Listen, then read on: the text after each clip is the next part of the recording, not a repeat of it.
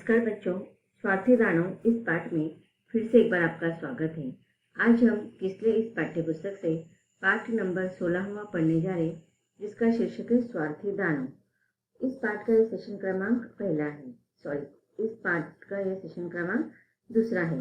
इसके पहले सेशन में हमने देखा था कि दानव का एक बाग है, लेकिन वो 7 साल से अपने दोस्त के यहाँ जाता है। तब वहाँ पर रहने वाले बच्चे जो है स्कूल खत्म होने के बाद खेलने के लिए आते थे, तो बाग हरा भरा था, पेड़ पौधों पर फल और फूलों से भरा हुआ था, पक्षियों के मधुर गीत सुनाई देते थे।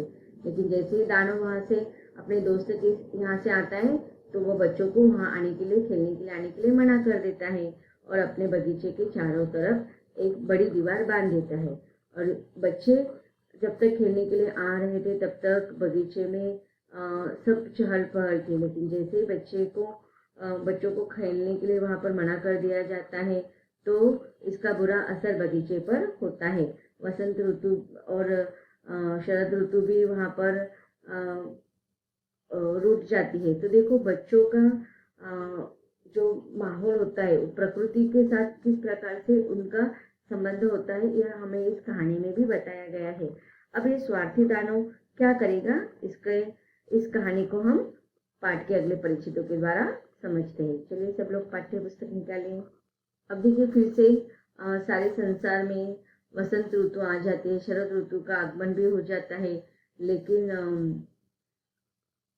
दानव के बगीचे में प्रकृति का यह असर नहीं होता है। तो इसे स्वार्थी दानव भी सोच में पड़ जाता है कि पता नहीं वसंत ऋतु क्यों उसके बगीचे में आने के लिए देर कर रहा है। उसे उम्मीद है कि कभी ना कभी ये मौसम जरूर बदलेगा। अब देखिए, अगले परिच्छेद में क्या बताया गया है कहानी में। एक सुबह जब दानव अपने बिस्तर पर पड़ा था, उसने बहुत सुंदर संगीत सुना। अब देखिए, बहुत लंबा समय हो चुका था, उसने अपने उस बगीचे से उसे अपने वृक्ष पर जो पक्षी बैठते थे, उसके मधुर गीत उसने नहीं सुने थे। लेकिन अचानक से एक दिन क्या हो जाता है, उसे उसके कानों पर मधुर संगीत सुनाई देता है। दरअसल एक छोटी लिनेट उसकी खिड़की के बाहर गा रही थी, लेकिन उसने बहुत दिनों से अपने बाग में किसी चिड़िया को गाते नहीं सुना था। इसलिए उसे लगा जैसे वह संसार का सबसे मधुर संगीत हो। देखिए, लिनेट एक छोटी पक्षी होती है, लेकिन कोयल का जो आवाज होता है बहुत मधुर होता है। लिनेट का आवाज तो नॉर्मल अन्य पक्षियों की जैसे होता है, लेकिन बहुत लंबे समय तक उसने अपने बगीचे में किसी भी प्रकार का मधुर संगीत नहीं सुना था। लंबे समय के बाद जब उसने लिनेट का गीत सुना, तो चिड़िया का गीत सुना, तो उसे वह संगीत मधुर लगा। क्यों? क्योंकि बहुत दिनों से उसके कानों पर गीत नहीं पड़े थे, गीत नहीं सुनाई दे रहे थे। अचानक ओले बंद हो गए, उत्तरी हवा का शोर भी बंद हो गया और खुली खिड़की से एक मधुर सुगंध आने लगी। मुझे लगता है आखिर वसंत आ गया है, दानव ने कहा। वह अपने बिस्तर से उछल पड़ा और बाहर देखने लगा। अब देखिए, इतने लंबे समय से वो इंतजार कर रहा था कि उसके बगीचे का भी मौसम बदल जाएगा और बगीचे में जो हरियाली नष्ट हो गई है, पक्षियों की जो चहल पहल नहीं दिखाई दे रही है, वो फिर से आ जाएगी और बहुत लंबे समय के बाद उसे यह मौसम फिर से आया हुआ दिखाई देता है और उसे लगता है कि अब बसंत ऋतु का आगमन हो गया है। देखिए, उसके बगीचे के बाहर की दुनिया और उस बगीचे के अंदर की दुनिया, इसमें बहुत बड़ा फर्क है। उसे सिर्फ अपने बगीचे से मतलब था, वो कभी अपने बगीचे से बाहर नहीं जाता था। इसलिए सारे संसार में क्या हो रहे हैं, प्रकृति का क्या असर हुआ है, उसे कुछ लेना देना नहीं था। लेकिन अचानक से उसके बगीचे में परिवर्तन आ जाता है। उसने एक अद्भुत दृश्य देखा। दीवार से एक छोटे छेद से बच्चे भीतर घुस आए थे और वे पेड़ों की डालियों पर बैठे थे। हर पेड़ पर एक छोटा बच्चा बैठा था। अब देखिए, क्या हो गया था, उसके बगीचे की दीवार में एक छेद आ गया था और उस छेद के सहारे जो बच्चे उस दीवार के चारों तरफ घूमते रहते थे, उन्होंने बगीचे में एंट्री कर ली, प्रवेश कर लिया। और जैसे ही बच्चे उस बगीचे में आ जाते हैं, प्रवेश कर जाते हैं, तो बगीचे का माहौल बदल जाता है। वहाँ पर सारे बच्चे जब एक एक पेड़ पर एक एक बच्चा बैठ जाता है, एक पेड़ पर बहुत सारी डालियां होती है, तो वहां पर हर डालियों पर एक एक बच्चा बैठा हुआ दिखाई देता है, तब क्या हो जाता है, वह जो जाड़ा ऋतु है वो चला जाता है और वसंत का ऋतु का आगमन हो जाता है वहां पर। तो बच्चों के प्रवेश से क्या हो गया है, प्रकृति का भी आगमन हो गया है। हर पेड़ पर एक छोटा बच्चा बैठा था।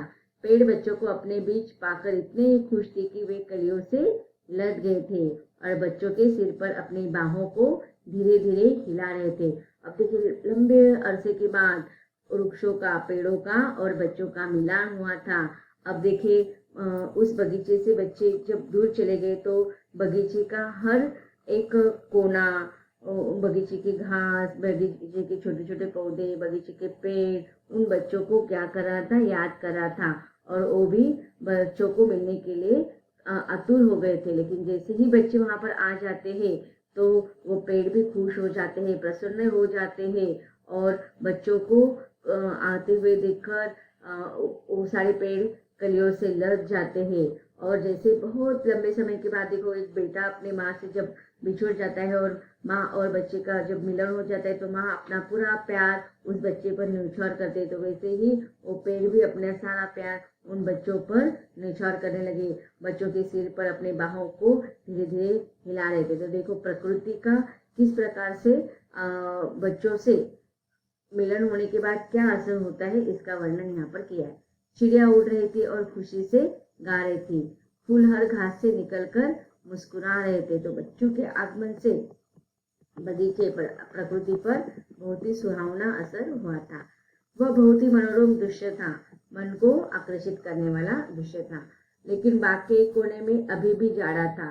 वह बाग का सबसे दूर वाला भाग था। अब देखिए, यहाँ पर भी आपको एक चित्र दिखाई दे रहा है कि पहले आपने देखा होगा कि सारे पेड़ पर बर्फ से आच्छादित था, तो बर्फ से सब सफेद सफेद बर्फ से आच्छादित बागीचा दिखाई दे रहा था। लेकिन जैसे देखो, अभी हर टहनी पर जब बच्चे बैठ गए तो वहां पर वृक्ष हरा भरा हो गया, वहां के हरे भरे पत्ते दिखाई देने लगे, पक्षियां गीत गाते हुए दिखाई देने लगे, कलियां आ गई। तो इस प्रकार से प्रकृति का असर, माहौल बदल गया।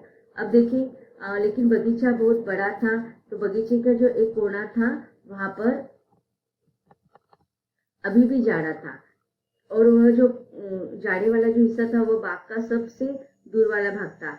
वहां एक छोटा लड़का खड़ा था। अब देखिए, क्यों वहां पर इस प्रकार का असर हुआ था, क्योंकि उस वृक्ष पर या उस जाड़े पर, उस स्थान पर कोई भी बच्चा नहीं गया था। अब एक छोटा लड़का खड़ा था, वो इतना छोटा था कि पेड़ की टहनियों को छू नहीं पा रहा था। अब देखिए, उस वृक्ष पर क्यों जाड़ा दिखाई दे रहा था, क्योंकि बच्चे उस वृक्ष पर नहीं चढ़ पा रहा था। वो बच्चा बहुत ही छोटा था और वो टहनी को छूने की कोशिश कर रहा था, लेकिन वो छोटा था कद से, इसलिए उसका हाथ वहां पर नहीं पहुंच पा रहा था। फिर वो फुट फुट को रोता हुआ चारों ओर घूम रहा था। फुट फुट को रोना, जोर जोर से रहना, कि उस वृक्ष के इर्द गिर्द वो घूम रहा था। बेचारा पेड़ अभी भी बर्फ और तुषार से ढका था।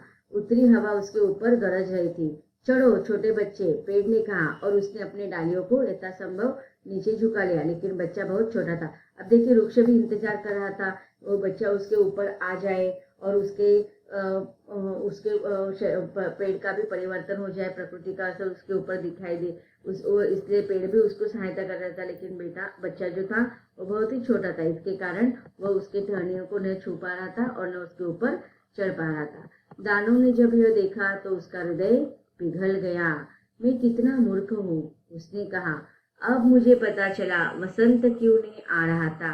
मैं उस छोटे बच्चे को पेड़ पर ऊपर चढ़ा दूंगा। अब देखिए, जैसे ही उस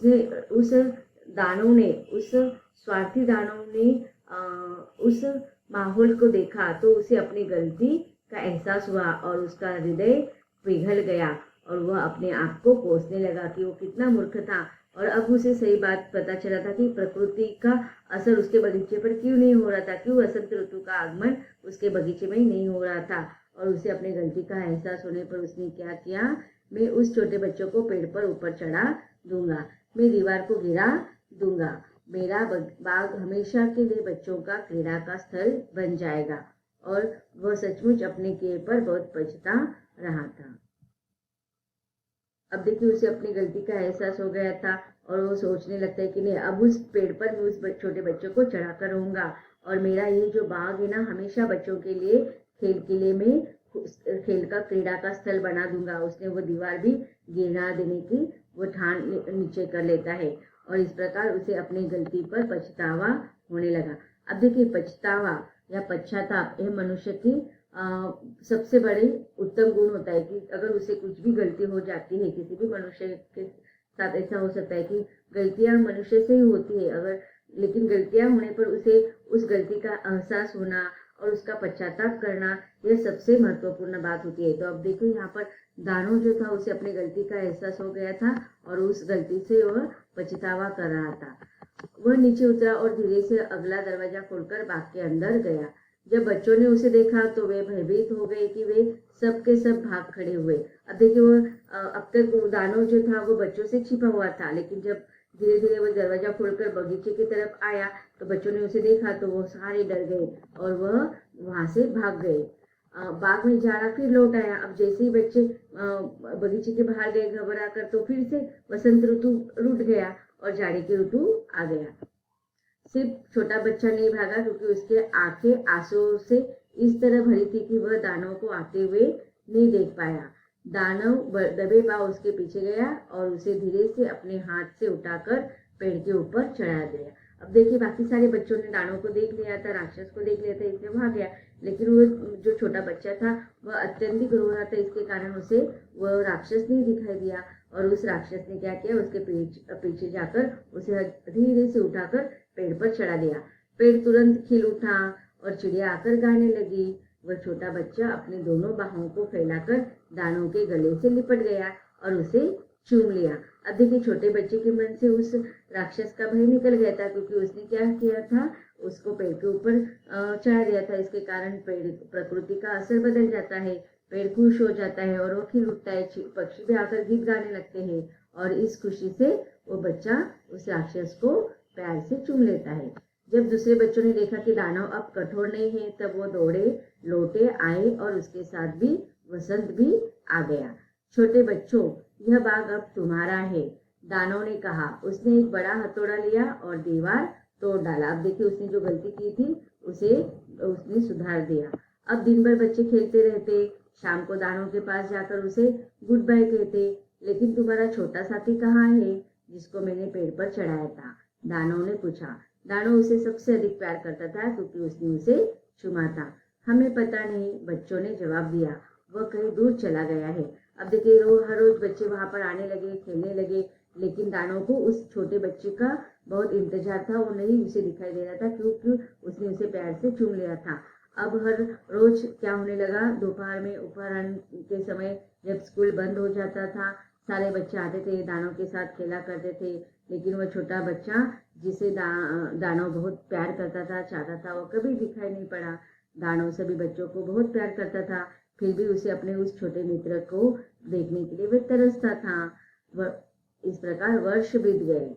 दानव बहुत बूढ़ा और कमजोर हो गया। वह खेल कूद नहीं कर सकता था, इसलिए वह एक बड़ी आराम कुर्सी पर बैठता था और खेलते बच्चों को देखा करता था। अपने बाग की प्रशंसा करता। मेरे पास बहुत से सुंदर फूल है, उसने कहा, लेकिन सबसे सुंदर फूल मेरे एक बच्चे हैं। अब देखिए उसके बगीचे में बहुत तरह तरह के सुंदर फूल खिले हुए थे, लेकिन फूलों से भी सुंदर उस दानव को अब क्या लग रहे थे, वह बच्चे फूलों से भी सुंदर लग रहे थे। एक दिन जाड़े की शाम को जब वह कपड़े पहन रहा था, उसने खिड़की से बाहर देखा। अचानक वह आश्चर्य से अपनी आंखें मीचने लगा और एकटक देखता रहा। सचमुच वह एक अद्भुत दृश्य था। बाग के सबसे अंतिम कोने में एक पेड़ सुंदर उजली कलियों से लदा हुआ देखा था। उसकी डालियां सुनहली थी और उसने उनसे चांदी की तरह उजले फल लटक रहे थे। उसके नीचे वही छोटा बच्चा खड़ा था जिसे वह बहुत प्यार करता था। उसने क्या देखा, जो बगीचे के कोने में जो बच्चा वहां पर आया था, लेकिन उसके बाद वो नहीं आया और वो नहीं था, इसके कारण वह वृक्ष केवल मात्र उस पर किसी भी प्रकार की डालियां नहीं थी, ना कलियां थी, लेकिन उसने क्या देखा, अचानक से उस वृक्ष पर परिवर्तन हो गया है। दानव देखते हैं कि जिस वृक्ष पर हमेशा बर्फ आच्छादित रहता है, अचानक वहाँ पर परिवर्तन आ गया है। वहाँ उसकी डालियाँ सुनहरी हो गई है और चांदी की तरह उजले फल भी लटक रहे थे। और दानव ने देखा कि उस वृक्ष के नीचे वो छोटा बच्चा खड़ा था जिसे वो अत्यधिक प्यार करता था। अन्य बच्चे से भी वो प्यार करता था, लेकिन इस बच्चे से, उस छोटे बच्चे से बहुत अत्यधिक प्यार करता। आनंद से विवल दानव दौड़ता हुआ सीढ़ियों से उतरा और बाग में गया। वह घास को पार कर उस बालक के पास गया, लेकिन जब वह उसके बिल्कुल करीब पहुंचा तो वह अवाक रह गया, अर्थात आश्चर्यित हो गया, क्योंकि वह लड़का घायल था। उसके हथेलियों और पैरों पर दो दो कांटे के निशान थे। किसने तुम्हें घायल किया? दानव ने चिल्लाकर पूछा। बताओ मुझे, ताकि मैं अपनी बड़ी तलवार से उसे दो टुक कर दूं। तो इस प्रकार देखो, दानव को गुस्सा आया कि उसके प्यारे उस छोटे से नन्हे बच्चे को किसने अपाहिज किया है, किसने घायल कर दिया। तो उसे वो कहते हैं कि मैं उसके तलवार से दो टुकड़े कर दूंगा। नहीं, बालक ने जवाब दिया, ये प्रेम के घाव है। तुम कौन हो? दानव ने पूछा। एक विचित्र भय ने उसे घेर लिया। वह उस छोटे बालक के सामने घुटने के बल झुक गया। अब देखिए, इस बालक ने ऐसा क्यों कहा कि ये प्रेम के घाव है? तो इसके पीछे का कारण है कि वह जो स्वार्थी राक्षस था, उसे अपनी गलती का एहसास हो गया था और उसने अपनी गलती को सुधार ली थी। उसने पश्चाताप भी कर लिया था और प्रायश्चित के स्वरूप उसने बगीचे की बाहर जो दीवार लगाई थी उसे तोड़ दिया था और सारे बच्चों को खेलने के लिए बगीचे को क्रीड़ा स्थल बना दिया था।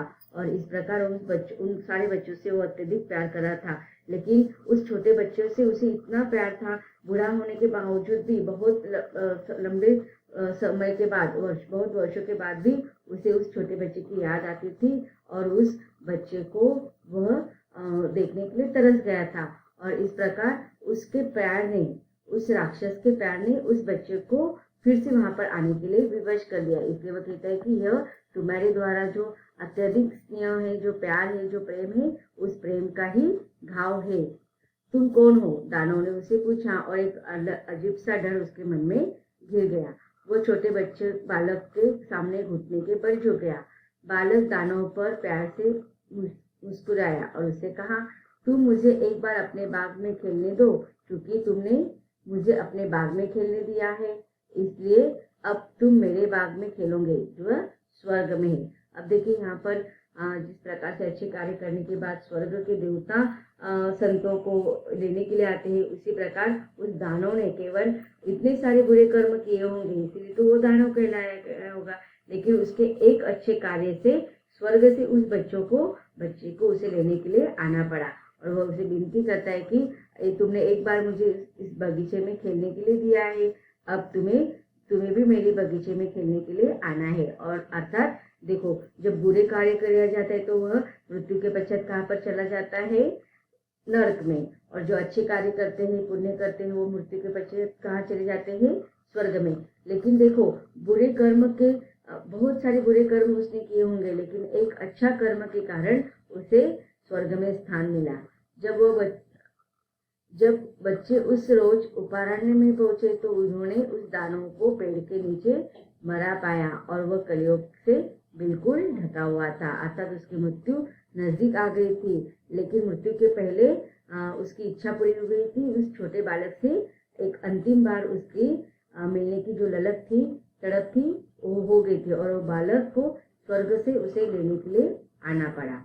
अब ये जो कहानी है उसके लेखक है ऑस्कर वाइल्ड। इसके लेखक कौन है? Oscar Wilde. लेकिन हिंदी में अनुवादक कौन है? हिंदी में अनुवाद किसने किया है? प्रोफेसर रामजी राय। अगर आपको प्रश्न पूछा जाए कि इस कहानी के लेखक कौन है, तो इसका उत्तर आप लिखेंगे ऑस्कर वाइल्ड। तो बच्चों, इस कहानी से हमें बहुत ही सुंदर संदेश मिलता है कि उस स्वार्थी दानव ने अपनी गलती को समझ लिया और गलती को सुधारा, पश्चाताप भी किया और प्रायश्चित करके उसने एक स्वर्ग में अपने लिए स्थान प्राप्त किया। यह कहानी यहीं पर समाप्त होती है। धन्यवाद।